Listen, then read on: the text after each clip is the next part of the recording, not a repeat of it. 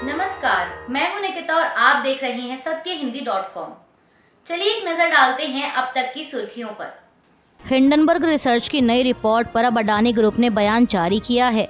बयान में कहा गया है कि हिंडनबर्ग की ओर से लगाए गए ताज़ा आरोप में दुर्भावना और शरारतपूर्ण तरीके से सार्वजनिक रूप से उपलब्ध जानकारी का चयन किया गया ताकि निजी लाभ के लिए पहले से तय निष्कर्ष पर पहुंचा जा सके।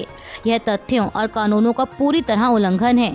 बयान में कहा गया है कि हम अडानी समूह पर लगाए गए आरोपों को पूर्ण रूप से खारिज करते हैं।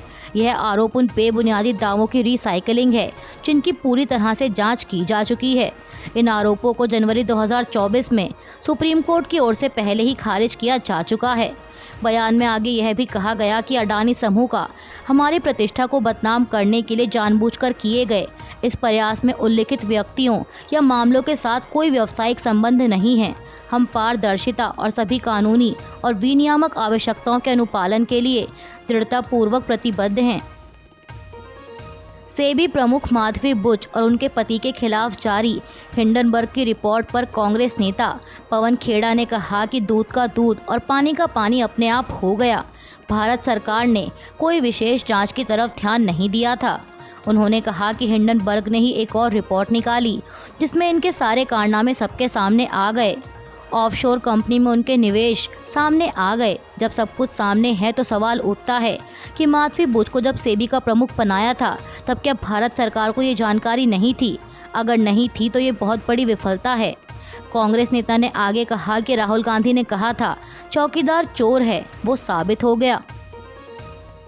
कांग्रेस सांसद शशि थरूर ने भी हिंडनबर्ग की रिपोर्ट पर प्रतिक्रिया देते हुए कहा कि ये गंभीर मामले हैं, मुझे इनके विवरण की जानकारी नहीं है। ऐसे किसी भी आरोप का संतोषजनक उत्तर दिया जाना चाहिए या इसकी जांच होनी चाहिए। इन बातों को यहीं लटकाकर छोड़ा नहीं जा सकता और न ही हमारी व्यवस्था की अखंडता पर संदेह किया जा सकता है। यह महत्वपूर्ण है कि या तो आरोपी लोगों द्वारा संतोषजनक स्पष्टीकरण दिया जाए या फिर जांच होनी चाहिए। वहीं मनीष तिवारी ने कहा कि ये जो सारा मामला है, जो पहली भी रिपोर्ट उन्होंने प्रकाशित की थी, उसकी एक संयुक्त संसदीय समिति से जांच होनी चाहिए। जो संस्थाएं हैं उनकी क्रेडिबिलिटी को कायम रखने के लिए यह अत्यंत आवश्यक है। इसकी पूरी तरह से निष्पक्ष जांच करवाकर किसी निष्कर्ष पर पहुंचा जाए। हिंडनबर्ग की नई रिपोर्ट पर आरजेडी सांसद मनोज झा ने कहा कि देखिए कैसे हमारी व्यवस्था में हेराफेरी की गई, कैसे हमारी आर्थिक व्यवस्था पर कब्जा कर लिया गया है, जहां भ्रष्टाचार का यह स्तर है और इसे छिपाने की कोशिश की जाती है। आरजेडी नेता ने कहा कि आप किसी भी गलत काम के लिए सेबी में शिकायत दर्ज कराते हैं। आरजेडी नेता ने कहा कि आप किसी भी गलत काम के लिए सेबी में शिकायत दर्ज कराते हैं, जबकि सेबी खुद साफ सुथरी नहीं है। उन्हें खामियों को छिपाने की कोशिश करने की बजाय उन्हें स्वीकार करना चाहिए। जम्मू कश्मीर के अनंतनाग जिले में रात भर चले आतंकवाद विरोधी अभियान में रविवार को मरने वालों की संख्या बढ़कर 3 हो गई है, क्योंकि मुठभेड़ में घायल हुए 2 नागरिकों में से एक की मौत हो गई। अधिकारियों ने बताया कि शनिवार को आतंकवादी गोलीबारी में घायल हुए अब्दुल राशिद डार ने रविवार तड़के यहाँ एक अस्पताल में दम तोड़ दिया। महाराष्ट्र के नवी मुंबई कस्बे में अवैध रूप से रहने के आरोप में 5 बांग्लादेशी नागरिकों को गिरफ्तार किया गया है। समाचार एजेंसी पीटीआई के मुताबिक पुलिस ने आज रविवार को यह जानकारी दी। एक गुप्त सूचना के आधार पर नवी मुंबई पुलिस के मानव तस्करी निरोधक प्रकोष्ठ ने कल शनिवार को कोपर खैरने इलाके में एक आवासीय इमारत में छापा मारा और 4 महिलाओं और एक पुरुष को गिरफ्तार किया। कोपर खैरने पुलिस थाने के एक अधिकारी ने बताया कि पूछताछ के दौरान पता चला कि वे जाली दस्तावेजों का इस्तेमाल करके भारत में घुसे थे। केंद्रीय मंत्रिमंडल द्वारा यह कहे जाने के बाद कि संविधान में एससी और एसटी के लिए आरक्षण में क्रीमी लेयर का कोई प्रावधान नहीं है, केंद्रीय मंत्री जीतन राम मांझी ने केंद्र से पिछड़ी दलित जातियों की जरूरतों को पूरा करने का अनुरोध किया। उन्होंने कहा कि मैं शुक्रवार को केंद्रीय मंत्रिमंडल की बैठक में मौजूद था, जहां इस बात की पुष्टि की गई कि अनुसूचित जातियों और अनुसूचित जनजातियों के आरक्षण कोटे में क्रीमी लेयर का कोई प्रावधान नहीं होगा। बैठक के दौरान मैंने सरकार से दलितों में उन जातियों की सामाजिक आर्थिक स्थिति में सुधार लाने के उद्देश्य से प्रावधान शुरू करने का अनुरोध किया जो वर्तमान में पिछड़ी हुई हैं। अल्जीरिया की मुक्केबाज ईमान खलीफ के गोल्ड मेडल जीतने के बाद 24 घंटे के अंदर ही जेंडर विवादों में रही एक और मुक्केबाज ने ओलंपिक में गोल्ड मेडल जीत लिया है। ताइवान की मुक्केबाज लिन यू तिंग ने पोलैंड की 20 वर्षीय मुक्केबाज जूलिया जेरेमेटा को हराकर गोल्ड मेडल अपने नाम किया। मीडिया रिपोर्ट्स के मुताबिक पिछले साल वर्ल्ड बॉक्सिंग चैंपियनशिप के दौरान ईमान खलीफ और लिन यू तिंग को जेंडर एलिजिबिलिटी टेस्ट में फेल होने के कारण अयोग्य करार दे दिया गया था। हालांकि उन्हें पेरिस ओलंपिक में भाग लेने की अनुमति दी गई थी। अमेरिकी संस्था हिंडनबर्ग रिसर्च ने एक नई रिपोर्ट जारी कर उसमें दावा किया है कि सेबी की चेयरपर्सन और उनके पति की अडानी मनी साइफनिंग घोटाले में उपयोग किए गए ऑफशोर फंड्स में हिस्सेदारी रही है। मीडिया रिपोर्ट्स के मुताबिक हिंडनबर्ग रिसर्च ने इस बारे में रिपोर्ट जारी करने से पहले कल शनिवार की सुबह सोशल मीडिया प्लेटफॉर्म एक्स पर एक अपडेट में कहा था कि जल्द ही कुछ बड़ा होने वाला है। उसके बाद शनिवार देर शाम उसकी रिपोर्ट सामने आई जिसमें कहा गया कि अडानी समूह के खिलाफ सेबी की जांच आगे नहीं बढ़ पा रही क्योंकि समूह के साथ सेबी चेयरपर्सन और उनके पति के कथित कनेक्शन रहे हैं। हिंडनबर्ग रिसर्च की ओर से जारी की गई रिपोर्ट को लेकर सेबी की चेयरपर्सन माधवीपुरी बुच और उनके पति धवल बुच ने बयान जारी कर अपना पक्ष रखा है।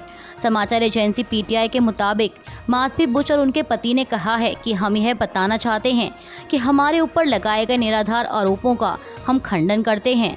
उन्होंने कहा कि हमारी जिंदगी और हमारा वित्तीय लेखा जोखा खुली किताब की तरह है और पिछले कुछ वर्षों में सेबी को सभी आवश्यक जानकारियां दी गई हैं और हमें किसी भी और वित्तीय दस्तावेजों का खुलासा करने में कोई झिझक नहीं है।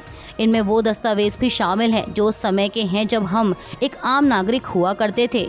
बयान में ये भी कहा गया है कि मामले की पूरी पारदर्शिता के लिए हम उचित समय पर पूरा बयान जारी करेंगे। उन्होंने आगे कहा कि हिंडनबर्ग रिसर्च के खिलाफ सेबी ने प्रवर्तन कार्रवाई की थी और कारण बताओ नोटिस जारी किया था। अब उसी के जवाब में हिंडनबर्ग रिसर्च ने नाम खराब करने की कोशिश की है। हिंडनबर्ग रिसर्च की इस नई रिपोर्ट को लेकर कांग्रेस ने भी बयान जारी किया है। कांग्रेस महासचिव जयराम रमेश ने एक्स पर इस बयान को शेयर किया। कांग्रेस की ओर से जारी इस बयान में कहा गया है कि हिंडनबर्ग के नए खुलासे से यह मालूम चला है कि सेबी की चेयरपर्सन माधवीपुरी बुच और उनके पति ने बरमूडा और मॉरिशस उन्हीं ऑफशोर फंड्स में निवेश किया था जिसमें विनोद अडानी और उनके सहयोगी चांगचुंग लिंग, नासर अली और शाहबान अली ने निवेश किया था। बयान में कहा गया कि यह फंड्स बिजली उपकरणों के ओवर इनवॉइसिंग से अर्जित किए गए थे। ऐसा माना जा रहा है कि इन फंड्स का प्रयोग सेबी के नियमों का उल्लंघन करते हुए अडानी समूह की कंपनियों में बड़ी हिस्सेदारी हासिल करने के लिए किया गया था। बयान में आगे कहा गया कि यह 2022 में माधवीपुरी बुच के सेबी के चेयरपर्सन बनने के तुरंत बाद उनकी अडानी से की गई लगातार 2 बैठकों को लेकर नए सवाल खड़े करता है। आपको याद दिलाना चाहेंगे कि उस वक्त सेबी अडानी के लेन देन से जुड़े मामले की जांच कर रहा था। कांग्रेस ने अपने बयान में कहा है कि सरकार को सेबी की ओर से की जा रही अडानी मामले की जांच से जुड़े हितों के संघर्ष को खत्म करना चाहिए और तुरंत कार्रवाई करनी चाहिए। साथ ही ये भी कहा गया है कि सच्चाई तो यह है कि देश के सर्वोच्च अधिकारियों की मिलीभगत का पता अडानी मेगा स्कैम की पूरी जांच के लिए जेपीसी का गठन करके ही लगाया जा सकता है। हिंडनबर्ग की इस रिपोर्ट को लेकर टीएमसी नेता महुआ मोइत्रा ने सेबी की विश्वसनीयता पर सवाल उठाए हैं। महुआ मोइत्रा ने एक्स पर लिखा कि सेबी की चेयरपर्सन का अडानी समूह में निवेशक होना सेबी के लिए टकराव और सेबी पर कब्जा दोनों है।